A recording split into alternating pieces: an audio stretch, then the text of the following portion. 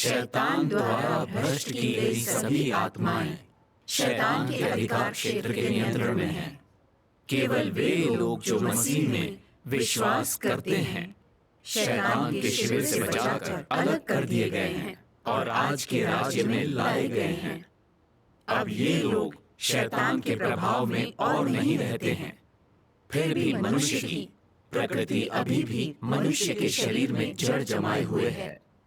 कहने का अर्थ है कि भले ही तुम लोगों की आत्माएं बचा ली गई हैं, किंतु तुम लोगों की प्रकृति अभी भी पहले जैसी ही दिखाई देती है। इसकी संभावना 100% रहती है कि तुम मेरे साथ विश्वासघात करोगे।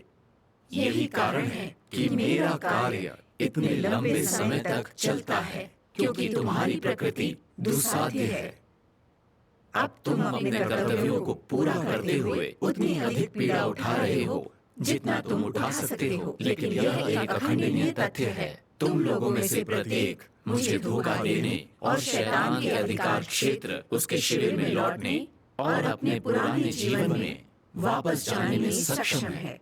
उस समय तुम लोगों के पास लेश मात्र मानवता या इंसान की समानता जैसी कि अभी तुम्हारे पास है होना संभव नहीं होगा। गंभीर मामलों में तुम लोगों को नष्ट कर दिया जाएगा और इसके अलावा तुम लोगों को फिर कभी भी अवतरण नहीं करने बल्कि गंभीर रूप से दंडित करने के लिए अनंत काल तक के लिए अभिशप्त कर दिया जाएगा। यह तुम लोगों के सामने रखी गई समस्या है। आमीन। मैं सोचा करता था कि मुझे परमेश्वर में विश्वास करते हुए 10 साल से ज्यादा हो गए। परमेश्वर के लिए सब कुछ छोड़ सकता हूं और कष्ट सह सकता हूं। सीसीपी के दमन के आगे झुका नहीं हूं। मुझे लगा कि मैं परमेश्वर के प्रति समर्पित हूं, कुछ ऐसा जिसकी मैं कभी कल्पना भी नहीं कर सकता था। जैसे सीसीपी पुलिस द्वारा गिरफ्तारी और यातना के चलते मैं शैतान के आगे झुक जाऊंगा। परमेश्वर को धोखा देने की मेरी प्रकृति उजागर हो गई। उस भयावह हार के बारे में सोचकर मुझे भयंकर वेदना होती है। यह मेरे लिए जिंदगी भर का पछतावा होगा। सन 2008 की बात है जब सीसीपी ने बड़े पैमाने पर ईसाइयों के राष्ट्रव्यापी दमन और गिरफ्तारी का एक नया दौर शुरू किया था। मुझे अगस्त का वो दिन याद है जब कई जगहों पर कलीसिया के बहुत से अगुवाओं और भाई बहनों को गिरफ्तार कर लिया गया था। मैं कलीसिया की आस्तियों को दूसरी जगह ले जाने के लिए कुछ भाई बहनों से संपर्क करने के लिए भागा। इन्हें निपटाने में 2 हफ्तों से भी ज्यादा का वक्त लग गया। उस वक्त मैं अपने आप से वाकई खुश था, यह सोचकर कि जब सीसीपी पागलपन से लोगों को गिरफ्तार कर रही है तब मैं हिम्मत से कलीसिया के कार्य को कायम रख रहा था। मैं परमेश्वर की इच्छा के प्रति विचारशील था। गिरफ्तार किए गए लोगों में से कुछ यहूदा थे जो परमेश्वर को धोखा दे रहे थे, भाई बहनों के साथ गद्दारी कर रहे थे। ये सुन के मैं उनके प्रति घृणा से भर गया और तब मैंने यह संकल्प किया, अगर मैं गिरफ्तार हो गया तो मैं एक यहूदा बनने से पहले ही अपनी जान दे दूंगा। मुझे लगा कि मैं वाकई बड़ा आस्थावान हूं। मुझे हैरत हुई कि 2009 का नया साल शुरू होते ही सीसीपी ने सर्वशक्तिमान परमेश्वर की कलीसिया को निशाना बनाकर एक और गिरफ्तारी अभियान थंडर 3 शुरू कर दिया। एक दिन जब मैं कुछ भाई बहनों के साथ एक सभा में था, 30 से ज्यादा पुलिस अधिकारी अचानक अंदर घुस आए। वे हमें नगर के पुलिस थाने ले गए और पूछताछ के लिए सबको अलग अलग कर दिया। उन्होंने 2 बातें बताने को कहा, अगुवाओं और सहकर्मियों के नाम और पते, और कलीसिया के पास कितना पैसा है, किसके घर में छिपाया है। उन लोगों ने धमकी भरे लहजे में कहा, अगर नहीं बताओगे तो खत्म कर दिए जाओगे। उस वक्त मैं ज्यादा डरा नहीं। मुझे लगा कि बचपन से ही मैंने तो बहुत सारी मुश्किलें झेली हैं। अगर वो मुझे यातना भी देंगे तो वो मैं बर्दाश्त कर लूंगा। मैंने कर्तव्य निभाया है, परमेश्वर के प्रति निष्ठावान हूं, वो मेरी रक्षा करेगा। जब उन लोगों ने देखा कि मैं बता नहीं रहा हूं तो पुलिस मेजबानों के घरों में मेरे आने जाने की निगरानी की फुटेज और तस्वीरें ले आई और पिछले कुछ महीनों में जहां भी मैं गया था उन जगहों की सूची दिखाकर मुझे कबूल करने को कहा। ऐसे प्रमाण देखकर मुझे ये चिंता हुई कि मेरे नकारने पर भी ये मुझ पर यकीन नहीं करेंगे। इसलिए मैंने परमेश्वर से प्रार्थना की कि मुझे एक यहूदा बनने से रोक ले। जब मैंने नहीं बताया तो एक अफसर ने आग बबूला होकर यह कहा, क्या हमें सख्ती से पेश आना पड़ेगा? और जिस कुर्सी से मुझे बांधा गया था उसे धक्का देकर गिरा दिया। फिर सरसों के तेल और हॉर्स रैडिश नामक कंदमूल के द्रव वाली सिरिंज लेकर वे लोग बड़ी बेरहमी से उसे मेरी नाक में चढ़ाने लगे और आंखों पर मलने लगे। इससे बहुत चुभन हुई। मेरे लिए सांस लेना मुश्किल हो रहा था। मेरी आंखें इतनी जल रही थी कि खोल नहीं पा रहा था। पेट में आग लगी हुई थी। फिर उन्होंने मेरी कमर तक के कपड़े उतार दिए, मेरे दोनों हाथ पीछे करके बांध दिए और उनको झटका देकर ऊपर खींच दिया। जब वे थक गए तो मेरे हाथों को ड्रॉर पर रख दिया। मैं दर्द सहता रहा, कुछ नहीं बोला। जब उनकी ये चाल नहीं चली तो उन्होंने एक और तरीका अपनाया। उन्होंने लोहे की कुर्सी के साथ मेरी हथकड़ी लगा दी, 2-4 बिजली के तार ले आए। तार के एक सिरे को मेरे पैरों के दोनों अंगूठों के साथ बांध दिया और दूसरे सिरे को एक टेसर के साथ जोड़ दिया। फिर वे मुझ पर ठंडा पानी छिड़कने लगे और बिजली के झटके देते रहे। उन झटकों से मेरा शरीर ऐंठने लगा और मेरे दिल में मरोड़ पड़ने लगे। मुझे वाकई लगा कि बस मैं मरने ही वाला हूं। वे रात 2 बजे तक मुझे यंत्रणा देते रहे। फिर अगले दिन पुलिस मुझे एक गुप्त पूछताछ स्थल पर ले गई। अंदर घुसते ही मुझे हर जगह खून के धब्बे नजर आए। बहुत डरावना था। मैं बहुत डर गया कि कहीं वे यहां पर मुझे पीट पीट कर मार तो नहीं डालेंगे। उसी पल एक अफसर ने बिना कुछ बोले मेरे हाथ खींचे और मुझे एक लोहे की कुर्सी से लिपटा दिया। फिर उसने मुझे और कुर्सी दोनों को धक्का देकर एक साथ फर्श पर गिरा दिया। मेरी कलाइयों में जहां हथकड़ियां लगी थीं, वहां पहले से ही गहरे घाव थे जिनसे खून रिस रहा था और मेरे हाथ गुब्बारों की तरह सूज गए थे। जिस पल मुझे धक्का देकर फर्श पर गिराया गया वो बेहद दर्दनाक था। मैं परमेश्वर से लगातार प्रार्थना करने के सिवाय कुछ नहीं कर सकता था। तब पुलिस ने कलीसिया को बदनाम करने वाले झूठों का पुलिंदा पेश कर दिया। उन लोगों का इतना झूठ सुनकर सच में मुझे बहुत गुस्सा आ गया। मुझे कुछ बताता न देखकर उनमें से एक ने हताशा में एक टेसर उठाया और मेरे पूरे शरीर, चेहरे और यहां तक कि मुंह में भी लगाने लगा। उससे एक चमकदार नीली रोशनी निकल रही थी। मैं आंखें नहीं खोल पा रहा था, सिर्फ टेसर की चटचटाहट सुन पा रहा था और अपनी जलती हुई मांसपेशियों की बू सूंघ पा रहा था। ये तो सच में बहुत डरावना है। तब उनमें से एक अफसर को गुस्सा आया। उसने प्लास्टिक की एक थैली लेकर मेरे मुंह पर लगा दी और तब हटाई जब मेरा दम घुटने वाला था। एक दूसरा अफसर मेरे शरीर के निचले हिस्से पर लात मारने लगा। एक दूसरे अफसर ने तकरीबन 4 सेंटीमीटर मोटी लाठी उठाई और गुस्से से चीखते हुए मुझे मारने लगा और बोला, यहां हमारे पास 100 से ज्यादा औजार हैं और हम तुम्हारे ऊपर एक के बाद एक सबका इस्तेमाल करेंगे। यहां जो मर जाता है उसे गड्ढे में फेंक दिया जाता है। अगर कुछ नहीं बताओगे तो 8 से 10 साल तक की जेल होगी। अगर तुम लूले लंगड़े हो गए तब भी तुम्हें जेल में ही रहना होगा। बाहर निकलने के बाद भी तुम्हारी बाकी जिंदगी जीने लायक नहीं रहेगी। यह सुनकर मुझे बड़ी चिंता हुई। मैंने सोचा कि लूला लंगड़ा बनकर अपनी बाकी की जिंदगी मैं कैसे गुजारूंगा। पुलिस ने मुझसे कहा कि उन्हें सारी जानकारी मेरे कंप्यूटर से मिल गई है। अब अगर मैंने नहीं बताया तो वे दूसरे लोगों से बोलेंगे कि मैंने उनके साथ गद्दारी की है। सब मुझसे नफरत करेंगे और मैं किसी को भी अपना मुंह नहीं दिखा पाऊंगा। ये तो बहुत दुष्टता है। बहुत घिनौनी बात है। जब पुलिस ने एक विराम दिया तब मैंने महसूस किया कि मेरा पूरा चेहरा बुरी तरह सूज गया है। मेरी आंखें सूजकर करीब करीब बंद ही हो चुकी हैं और मुझे बहुत कम दिखाई दे रहा है। मेरी कलाइयों से खून रिस रहा है और मेरे पूरे शरीर में जलने के जख्म हैं। मुझे लग रहा था कि मेरे दिल में मरोड़ आ रहे हैं, सांस लेने में दिक्कत हो रही है। ऐसा लगा मैं मरने ही वाला हूं। फिर मैंने एक अफसर को यह कहते हुए सुना कि कंप्यूटर विशेषज्ञ आया था और मेरे कंप्यूटर की पूरी जानकारी उनके हाथ लग गई है। मैं अचानक भयभीत हो गया। मैंने सोचा किस्सा खत्म। उसमें अगुवाओं के बारे में जानकारी है, साथ ही कलीसिया के बही खाते और सदस्यों की सूची है। मैं बुरी तरह घबरा गया और समझ नहीं पाया कि अब क्या करूं। उस शाम अफसरों ने कमरे में एक लकड़ी की तिपाई को लाकर रखा। मेरी पीठ के पीछे मेरे दोनों हाथ मजबूती से बांध दिए और मुझे उस तिपाई पर लटका दिया। मैं जमीन से लगभग 2 फुट ऊपर लटका हुआ था और वे मुझे आगे पीछे झुलाने लगे। वे जब भी झुलाते मेरे हाथों में भयंकर दर्द होता और मेरे चेहरे से लगातार पसीना बह रहा था। तब मैंने उस पुलिस वाले की बात पर गौर किया कि पीट पीट कर मुझे मार डालने में कोई दिक्कत नहीं होगी और विकलांग होने पर भी मुझे जेल की सजा होगी। मुझे लगा मैं झेल नहीं पाऊंगा। मैंने सोचा अगर मैं मर गया तो क्या होगा। मैं सिर्फ 30 बरस का हूं। पीट पीट कर मुझे मार डाला तो कितनी क्षति होगी। अगर मैं लूला लंगड़ा हो गया और काम नहीं कर पाया तो जिंदगी कैसे गुजारूंगा।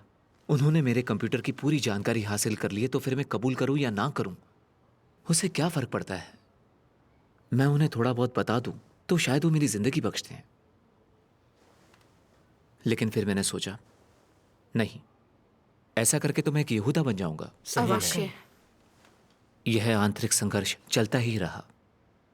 मैंने परमेश्वर से कहा था कि मैं एक यहूदा बनने के बजाय मर जाऊंगा, मगर मेरा दर्द बदतर होता गया और उस रात 2 या 3 बजे तक मैं पुलिस की यंत्रणा को और बर्दाश्त नहीं कर पाया और पूरी तरह टूट गया। मैं कलीसिया की जानकारी देने को राजी हो गया। आखिरकार तब उन्होंने मुझे नीचे उतारा। उतारे जाने के बाद मैं बिना हिले डुले फर्श पर पड़ा रहा। मेरे हाथों में बिल्कुल जान नहीं थी। अफसरों ने मेरे 2 मेजबानों के घर की मंजिलों और अपार्टमेंट नंबरों की पुष्टि करने को कहा। मैंने हामी भर दी। उस पल मैंने अपने भाई बहनों के साथ धोखा किया। मेरा दिमाग पूरा खोखला हो गया था। मैं बुरी तरह घबरा गया था। मुझे लगा कि कुछ भयंकर घटने वाला है। फिर परमेश्वर के वचन मेरे मन में आए, जो कोई भी मेरा दिल तोड़ता है उसे दूसरी बार मुझसे क्षमा प्राप्त नहीं होगी। मैं जानता था कि मैंने परमेश्वर को धोखा देकर उसके स्वभाव को अपमानित किया है। वह मुझे फिर से क्षमा नहीं करेगा। मैं बहुत दुखी हुआ। मुझे खुद से घृणा हो रही थी। मैंने सोचा मैंने उनके साथ गद्दारी क्यों की। अगर मैं थोड़ी देर और यातना सह लेता तो शायद इससे पार निकल जाता। मैं दोष और पछतावे से भर उठा। इसके बाद पुलिस की लाख कोशिश के बावजूद मैंने कुछ भी और बोलने से मना कर दिया। फिर जब कभी मैं परमेश्वर और अपने भाई बहनों को धोखा देने, एक यहूदा बनने और ऐसा अक्षम्य काम करने के बारे में सोचता तो फिर मुझे घोर संताप होता। मुझे लगता जैसे आस्था का मेरा मार्ग पूरी तरह से बंद हो गया है, मानो मुझे मृत्यु दंड दे दिया गया हो और मैं जेल में किसी भी पल मर सकता हूं। तब कुछ अप्रत्याशित घट गया। मेरी गिरफ्तारी के चौथे दिन सुबह के करीब 5 बजे थे। मुझ पर निगरानी रख रहे अफसर गहरी नींद में थे। तब मैं चुपचाप अपने शरीर पर बंधी रस्सी को खोलकर खिड़की से कूदा और भाग गया। परमेश्वर का धन्यवाद। काफी मुश्किलों के बाद मैं एक भाई के घर पहुंच गया और तुरंत कलीसिया के अगुवाओं को एक चिट्ठी लिखी, यह बताने के लिए कि मैंने किस तरह उन 2 मेजबानों के साथ गद्दारी की और बताया कि उन्हें तुरंत सावधानियां बरतने की जरूरत है। सही कहा। अगुआ ने तब मेरे रहने के लिए एक सुरक्षित स्थान का इंतजाम किया। मुझे तब बहुत कोफ्त हुई जब कलीसिया के एक और सदस्य ने मुझे अपने यहां ठहराने का खतरा मोल लेना चाहा।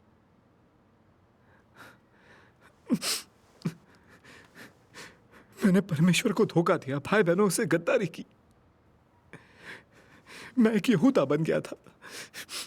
मैं किसी का भी मेहमान बनने के लायक बिल्कुल भी नहीं रह गया था। मैं दूसरे भाई बहनों को अपना मुंह नहीं दिखा सकता था।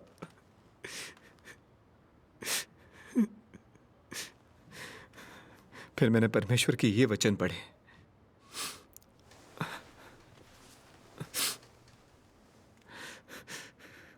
मैं उन लोगों पर और अधिक दया नहीं करूंगा जिन्होंने गहरी पीड़ा के दिनों में मुझ पर रत्ती भर भी निष्ठा नहीं दिखाई है, क्योंकि मेरी दया का विस्तार केवल इतनी ही दूर तक है। साथ ही साथ मुझे ऐसा कोई इंसान पसंद नहीं है जिसने कभी मेरे साथ विश्वासघात किया हो। ऐसे लोगों के साथ संबंध होना तो मुझे बिल्कुल भी पसंद नहीं है जो अपने मित्रों के हितों को बेच देते हैं, चाहे व्यक्ति जो भी हो। परवाह नहीं, मेरा स्वभाव यही है।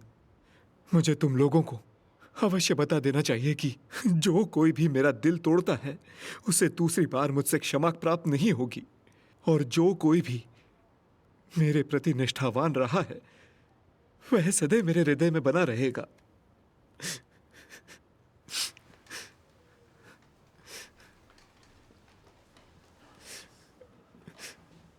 इन वचनों ने मेरी अंतरात्मा को झकझोर दिया। इसका एक एक शब्द एक जबरदस्त धक्का था। मुश्किलों के दौरान परमेश्वर के प्रति निष्ठा ना रखने वाला वो इंसान मैं था। भाई बहनों के हितों के साथ गद्दारी करने वाला वो इंसान मैं था। परमेश्वर का दिल तोड़ने वाला वो इंसान मैं था। मैं कायर था। मैंने परमेश्वर और भाई बहनों को धोखा दिया था, परमेश्वर के स्वभाव को अपमानित किया था। मुझे फिर कभी परमेश्वर की क्षमा नहीं मिलेगी, बल्कि परमेश्वर द्वारा मेरा दंडित होना निश्चित है। मैं इस बारे में जितना सोचता उतना ही बेचैन हो जाता, और अब मैं अपने आंसुओं को रोक ही नहीं पा रहा था। कुछ दिनों के बाद मैंने सुना कि मैंने जिन मेजबानों के साथ गद्दारी की थी उनमें से एक बड़ी बहन को गिरफ्तार किया गया है।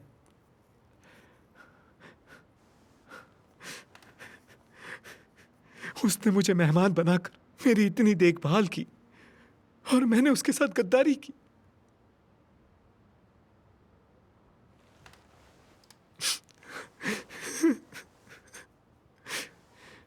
मैं जानता था कि सीसीपी ईसाइयों के साथ किस क्रूरता से पेश आती है। मैं खुद उस यातना से गुजर चुका था, लेकिन अपनी जिंदगी बचाने के लिए मैंने उसे दानवों के हाथ में सौंप दिया। कितना दुष्ट काम किया है। मैंने अपने चेहरे पर जोर से कुछ थप्पड़ लगाए और परमेश्वर के सामने प्रार्थना करने के लिए दंडवत हो गया। हे परमेश्वर, मैंने तुम्हें धोखा दिया और भाई बहनों के साथ गद्दारी की। मैं तो इंसान भी नहीं हूं, मुझे जिंदा रहने का कोई हक नहीं। मुझे शापित और दंडित होना चाहिए। मेरी मृत्यु भी तुम्हारी धार्मिकता होगी।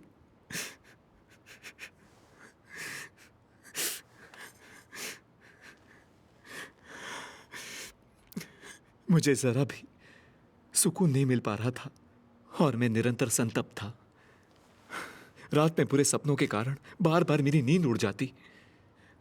मैं सोचता रहता था, मैं परमेश्वर को धोखा देकर एक यहूदा कैसे बन सकता था। इतने वर्षों की अपनी आस्था में मैंने परमेश्वर के लिए अपने परिवार और करियर को छोड़ दिया। मेरा कर्तव्य जितना भी खतरनाक रहा हो, मैं कभी छोड़कर नहीं भागा। तो मैं परमेश्वर को धोखा देकर एक यहूदा कैसे बन गया? आखिर मैंने ऐसा क्यों किया? अपनी गिरफ्तारी के तुरंत बाद मैं गवाही देना चाहता था। जब मुझे क्रूरता से यातना दी गई और मेरा जीवन खतरे में पड़ गया, तो मैं डर के मारे सिमट गया। जब मैंने पुलिस वालों को सुना कि वे सर्वशक्तिमान परमेश्वर के विश्वासियों को जब चाहे खत्म कर सकते हैं और मेरे विकलांग हो जाने पर भी मुझे जेल की सजा दी जाएगी, तो मैं चिंतित हो गया कि एक विकलांग के रूप में मैं गुजर बसर कैसे कर पाऊंगा। मैं सिर्फ 30 वर्ष का था और मेरा मारा जाना कितना व्यर्थ होता। जब मैंने उनके मुंह से सुना कि उन्होंने मेरे कंप्यूटर का पासवर्ड मालूम कर लिया है और कलीसिया की पूरी जानकारी अब उनके हाथ में है, तो मैंने हार मान ली। लगा कि कबूल करने से कोई फर्क नहीं पड़ेगा। उन्हें थोड़ी सी जानकारी देकर मैं अपनी जिंदगी बचा सकता हूं। मैं अपनी प्रतिष्ठा गवाकर एक यहूदा बन गया। परमेश्वर को धोखा देने का कारण था अपनी जिंदगी बचाना। मैं अपनी खुद की जिंदगी को बहुमूल्य समझता था। मैं सोचता था कि मैं कष्ट झेल सकता हूं और मैं परमेश्वर के प्रति समर्पित हूं। दूसरे लोगों की तरह परमेश्वर को धोखा नहीं दूंगा। लेकिन जैसे ही मुझे गिरफ्तार कर यातना दी गई, मैंने अपना सही रंग दिखा दिया। तब मैंने देखा कि मुझ में सत्य की वास्तविकता का अभाव है और मैं परमेश्वर में सच्ची आस्था नहीं रखता। परीक्षाओं का सामना होने पर, जिंदगी खतरे में आने पर मैं परमेश्वर को धोखा दे सकता हूं। मैंने मृत्यु से भयभीत होने की अपनी समस्या के समाधान के लिए परमेश्वर के वचनों को पढ़ना शुरू किया। मैंने ये वचन पढ़े, सर्वशक्तिमान की नजरों में संपूर्ण मनुष्य जाति में से किसकी देखभाल नहीं की जाती है?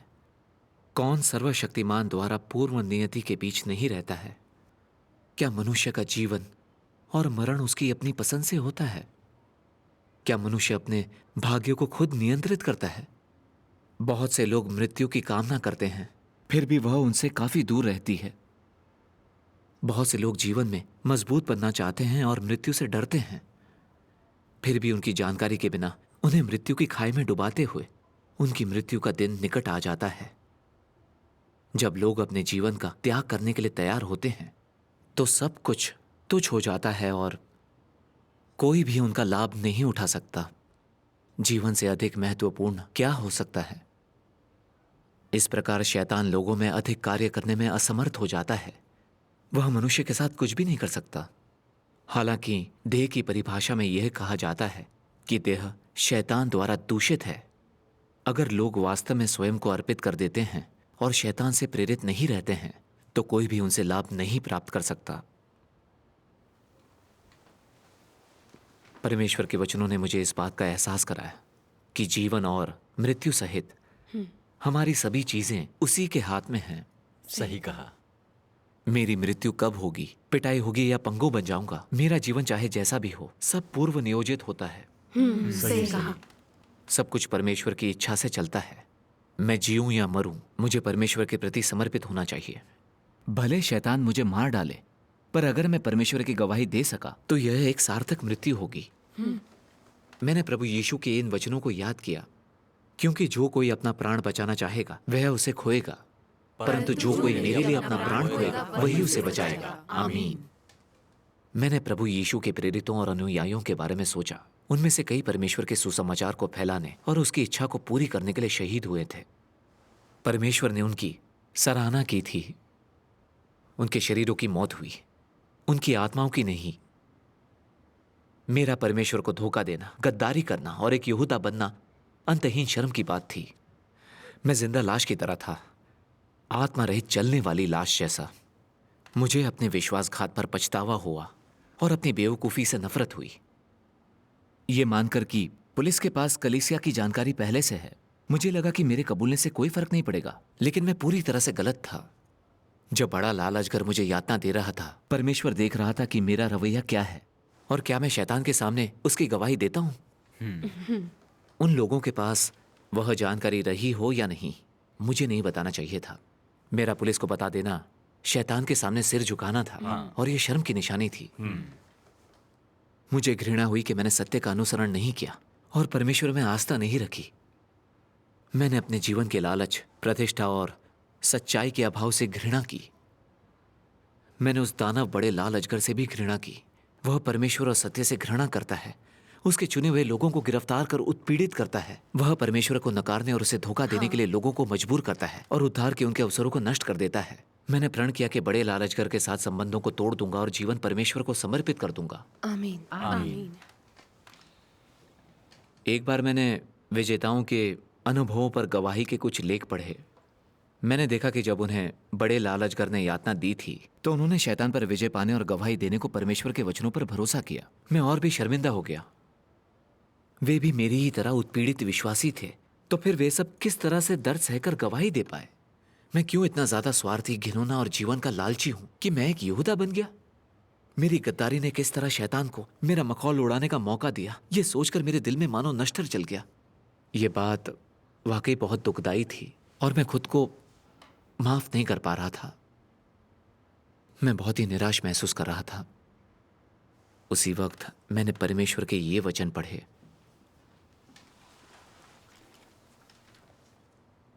ज्यादातर लोगों ने अपराध किए हैं, उदाहरण के लिए कुछ लोगों ने हमेशा परमेश्वर का विरोध किया, कुछ ने परमेश्वर के खिलाफ विद्रोह किया, कुछ ने शिकायत भरे शब्द बोले, कुछ ने कलीसिया के खिलाफ काम किया या परमेश्वर के घर को नुकसान पहुंचाया।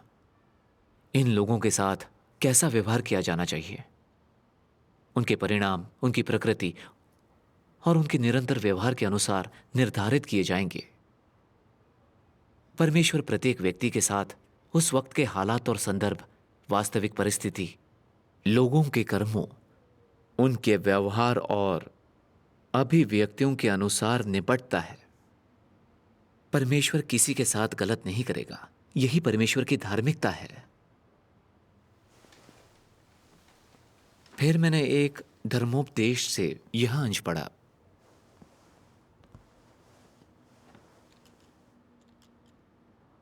कुछ लोग कमजोर होते हैं, गिरफ्तार होने पर गद्दारी कर बैठते हैं। वे शैतान के लिए सेवा नहीं करते और दिल से वे अभी भी परमेश्वर में विश्वास करते हैं और परमेश्वर से प्रार्थना करते हैं।